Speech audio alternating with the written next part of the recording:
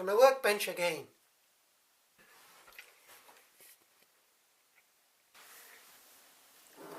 Well, this is an old Triang Class 81 which I bought on eBay, and it goes. It didn't go when I bought it, but I managed to get this motor going again. But it's not very good in terms of operating on the layout because the wheels are wrong, there aren't enough pickups, these wheels are too deep for the modern track, so they bump into the sleepers, especially on the points.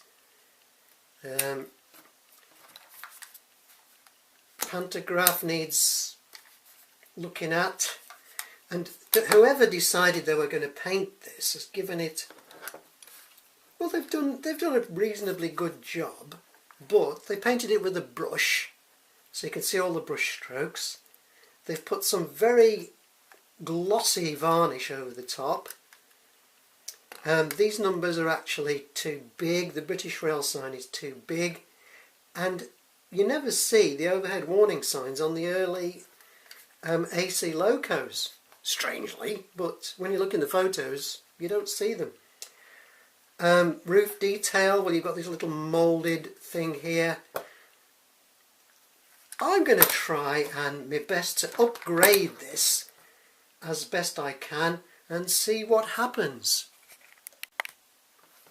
Well, there we are with the top off.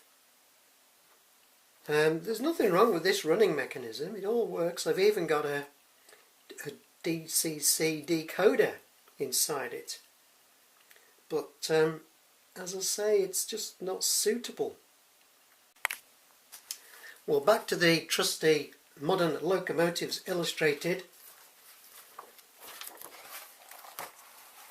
1 in 76, authentic 1 in 76 scale drawing of the Class 81. And one thing which we notice,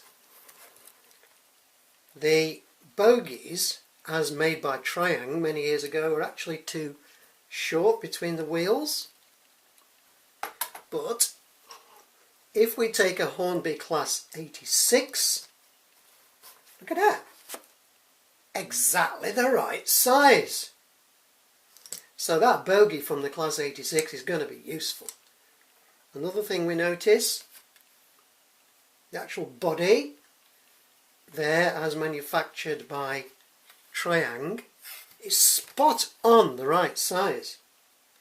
So we've got to be able to make something useful out of this, upgrade it and make a good model or a half decent model out of it somehow. And it's going to have to involve the Class 86.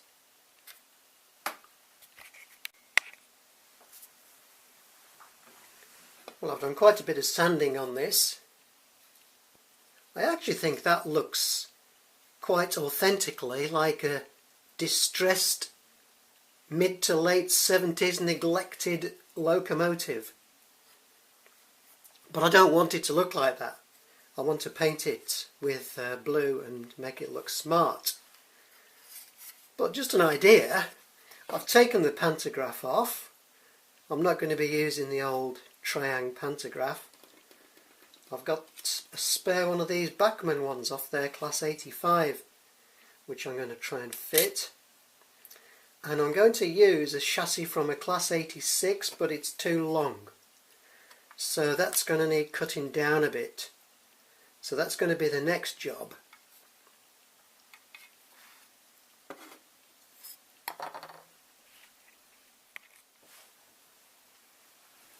Well, I've been hard at work.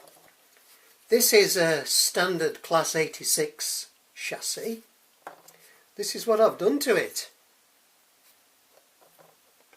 I've cut the ends off. I've actually shortened it by a couple of millimeters. Cut the bottom off here. Replaced it with a bit of plastic card. I actually had to sever it there, so I've tried to fix it back together as best I can. And there we are. Flexi coils have gone. That's what it looks like now.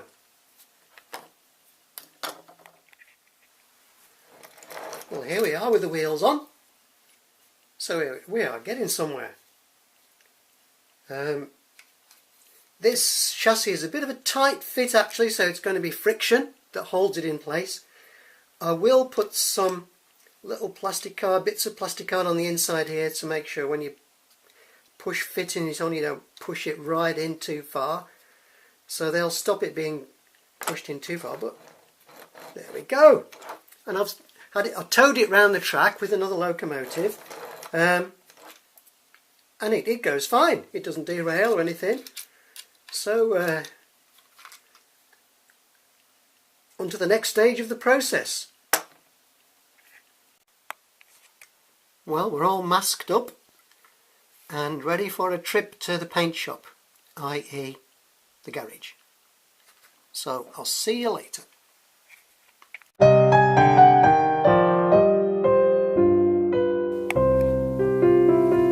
Well, here we are, painted blue.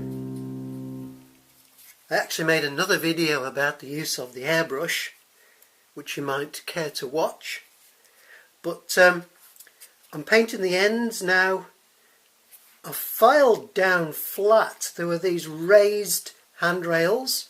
Well, I've filed them flat and I've painted the end. I've just got a bit of tidying up to do with that. So what I'm going to do is I'm going to fit my own handrails made out of this very thin wire. So that's the next bit of action.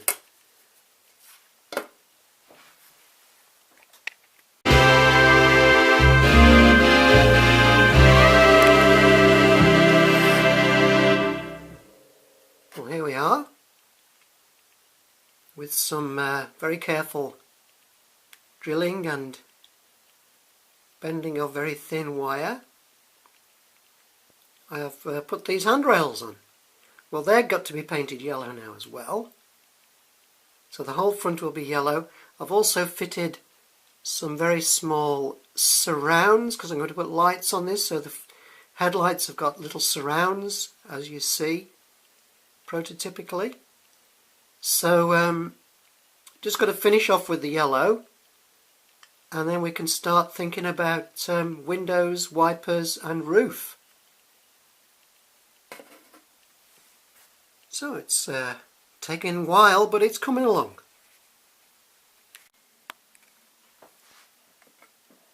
Well, I think I've finished the painting. The yellow is all done. I'll put the number on the side there and the British Rail sign. So it is now ready for some spray satin varnish. So off I go to the paint shop again.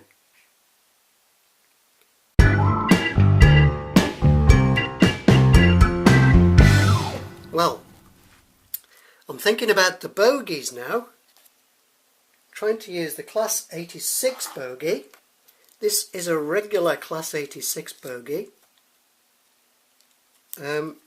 Most of the detail is the same, but the shock absorber is in a different place here.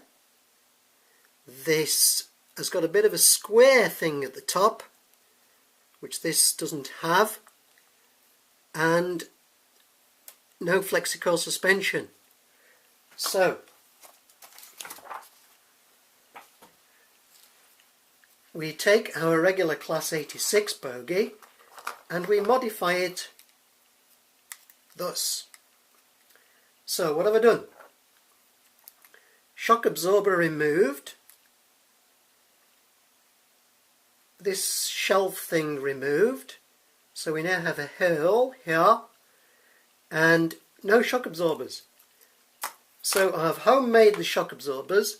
Now I don't know if you've watched my Class 86/0 video. You probably haven't. Well, I made my own shock absorbers and here they are. So they're going to get glued into place here. And I'm making, now this is the hardest bit. This is going to keep me busy for quite a while. with teeny weeny thin bits of plastic card and glue and cutting. That is going to go there eventually.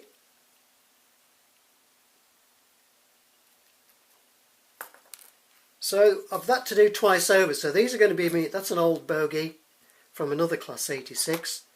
These are the ones which are going to be converted. So a fair bit of cutting and stuff. So that's going to keep me busy for half an hour. So I'll see you later. Well, this is kind of the look I'm heading towards. That one there is 81017 in that photo. But if you look at the bogies, these are my modified class 86 bogies. I don't think I'm far away there. Cut the edges off the steps, so the steps are straight like these. Got this square thing here, which I did with plastic card and some very thin plastic card strips. That was actually quite a work of art. So I'm pretty pleased with the modified bogies as they are there, and I think they're ready for use. Well, I'm working on the roof detail. Got some of this tube plastic card and I've cut the tube. I've then got some of this very thin stuff, wrapped it around the tube, used liquid poly with that plastic card. It's they go together hand in hand and they work a treat. Then a bit of this wire, filled in the ends here with poly, what do they call it, milliput.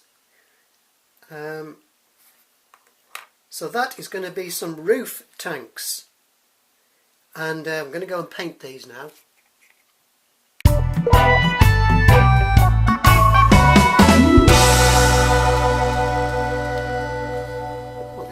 It's been a long project, but we're getting quite near the end now. Windows and wipers, lights fitted. I discovered that these wonderful brass buffers had been fitted, but he'd painted them with black paint and I didn't know they were brass buffers, but they're beautiful. So I'm in the process of cleaning them up. I've given it a coat of varnish, rail match spray varnish satin. Absolutely brilliant. And I've been trying to work on the roof detail. Well, this was my guide for the roof detail, this diagram here, and I've made this up from bits of old class 86. A bit of these insulators are from class 86. These insulators are from my old class 304 kit, little bits that were left over. I put some of that narrow wire along the top there, and the old Bachmann pantograph that I told you about. So I'm happy with my roof detail. And here's the old insides. It still fits in there if you ever wanted to go back. I don't think I will, but that's still a good thing. I don't know what I'm going to do with that. Well, I've still got E3001, of course. So I think we're ready to see her going around the track now. Let's see what happens.